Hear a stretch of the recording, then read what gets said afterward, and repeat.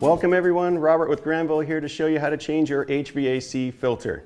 Now the first thing you're going to need is a step ladder to reach your return air. Okay?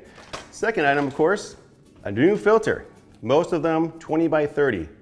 Some of our homes you may have a secondary filter that's 14 by 25. And last, you may also need a set of pliers to help on opening the return air grate. Now you want to make sure that your air is currently off, which it is now. Go ahead and set up your ladder like so. And you want to go up and open up your return air grate. Now you've got 4 tabs, okay? 2 on the front, 1 on either side. This is where having the pliers would be helpful if say you've got one that's a little tricky to open up.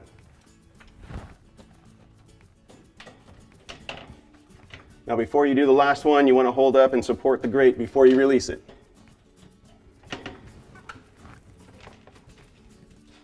Remove the old filter.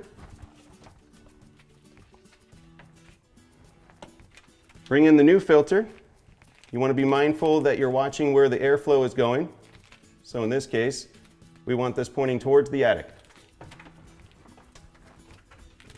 Install the new filter.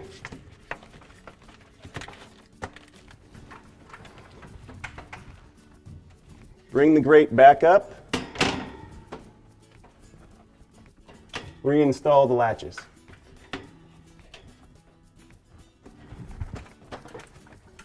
You're going to want to do this at least once a season. Sometimes in the seasons like the summer, you may want to do it twice during that season.